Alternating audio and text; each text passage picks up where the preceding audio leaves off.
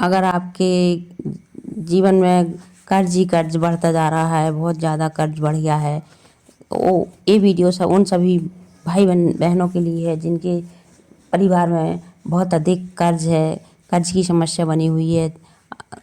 दिन दूना रात चौगुना कर्ज बढ़ रहा है और कर्ज चुकाने के लिए धन नहीं है आपके पास, तो आप अपने घर के ही मंदिर में अब जो भी देवी की पूजा करते हैं उसमें लक्ष्मी माँ का स्वरूप निर्धारित करते हुए, कुल देवी माँ के सभी के घरों में होती हैं, तो कुल देवी माँ को कोई अलग से लक्ष्मी माता की फ़ोटो नहीं हिलाना है। जो भी फ़ोटो है तो माँ लक्ष्मी का स्मरण करते हुए आपको तेज पत्ते का उपाय करना है।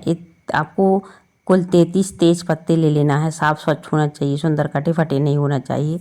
आप पहले तेज पत्ता घर लेकर आ जाएं और सभी पत्तों को आप अच्छी तरह से साफ स्वच्छ पत्तों को क्लीन करके 33 पत्ते गिन कर रख लें।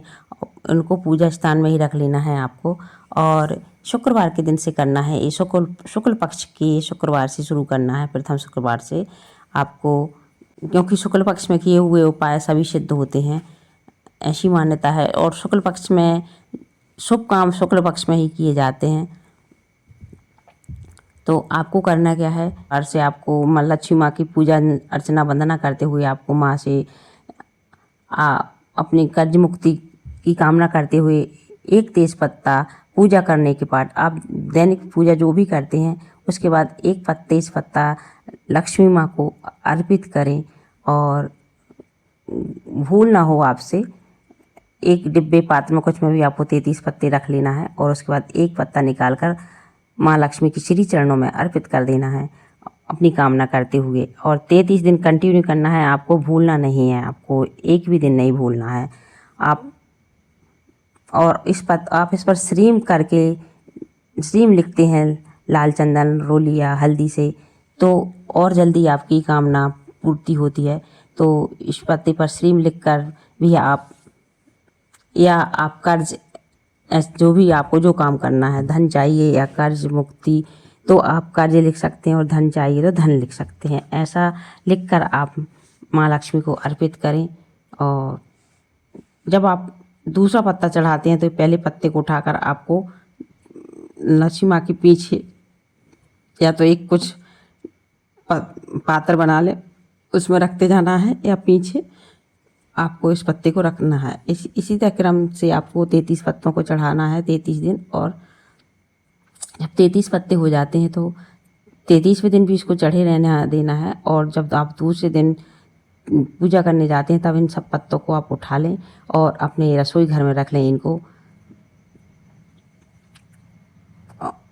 और इनको रसोई घर में डिब्बे में ही सुरक्षित रखे रहने देना है जब तक आप कर्ज से मुक्ति नहीं होती है। आपको ऐसी प्रतिज्ञा कर लेना है कि हे माँ, जब तक मेरा कर्ज नहीं चुकता है जब तक मैं इनको रखे रहूँगा। और शीघ्र आप कर्ज चुकाने के लिए मेरे को सक्षम बनाएं, धन आने के योग बनाएं। मैं शीघ्र ही कर्ज मुक्त हूँ और आपका बहुत बहुत आभार व्यक्त करता हूँ। ऐसे माँ लक्ष्मी को आप बोलकर उठ जाएं और ये पत्ते रखे रहेंगे। और जब चुक जाता है आपका कर्ज तो आप इन पत्तों को फेंकना नहीं है। इनका जो लिखा हुआ है श्री में हल्दी से, तो उसको साफ कर लें पानी से, और इन पत्तों को रसोई घर में खाने में उपयोग कर सकते, मसाले में उपयोग कर लेना है। ये मैंने स्वयं किया है इस उपाय को, और मैंने अपने जीवन का सारा कर्ज चुकाया है।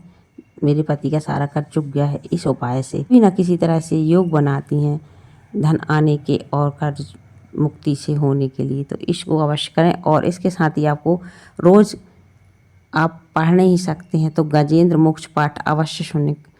इससे भी शीघ्र अतिशीघ्र लक्ष्मी कर्ज मुक्ति होती है। ये उपाय है नहीं, इसका ये बताया ही गया है कि अगर आप जीवन में कर्ज हो गया तो गजेंद्र मोक्ष का पाठ अवश्य करें।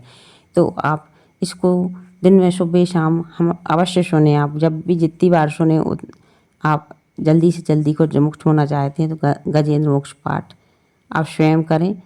और आप स्वयं नहीं कर सकते हैं तो मोबाइल में इसको अवश्य सुनें। ये, और आप अपने कर्ज चुक जाने के बाद आप मुझको अवश्य कमेंट करें। और ये मेरा खुद किया हुआ उपाय है, मेरे पति खुद ही कर्ज से जूझ रहे थे, तब